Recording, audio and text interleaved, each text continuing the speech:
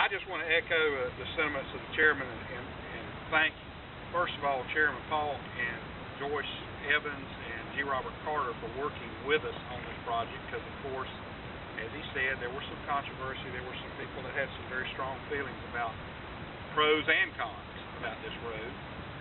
And this project, I think, was very typical of this commission, and that is that we work together. We look at each other's projects critically and objectively and support each other when we really feel that this is something that needs to be done. And at the same time, let's do all that we can and exhaust all the options that we have before us to try to still meet the concerns and interests of people on both sides of the equation. And it is quite a challenge to do that sometimes. Look at our president last night. That was a classic example of a challenging controversy before him. But this is one of those roads that was on a list a long, long time ago when the folks on Hamrick used to call and have problems with their road. Folks that were on Quarterman at that time said, "Hey, what about us?" And then I began to get calls, and hallelujah, let the hurricanes come. Mike and Robin, not that we want them, but you know, one of the most disturbing,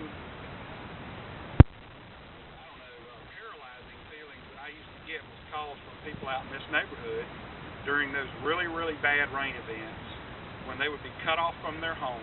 Their children were on a school bus stuck at the other end of a road, and they're at home, and they couldn't get to each other, or husbands couldn't get back home. You know, and all we could say is,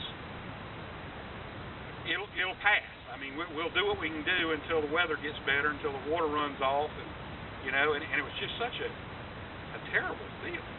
And that's not going to happen anymore, thank God.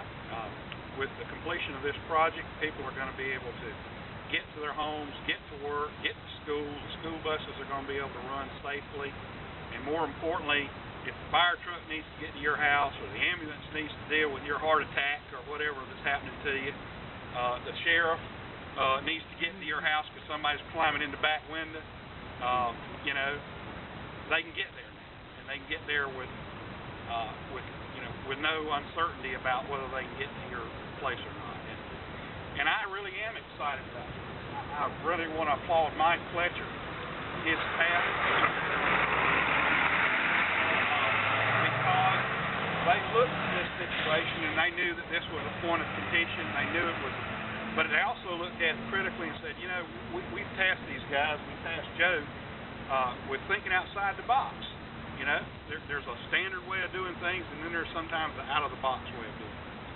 And Mike and his staff looked at it, and they came back and said, I think we can get down through there with a little more expense.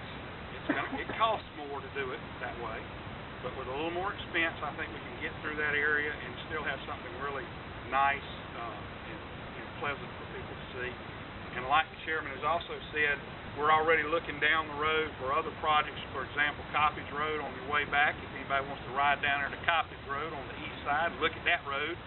You've got the same sort of situation there. We've got some of the same sorts of uncertainties and people, you know, on both sides of the road, so to speak, about that.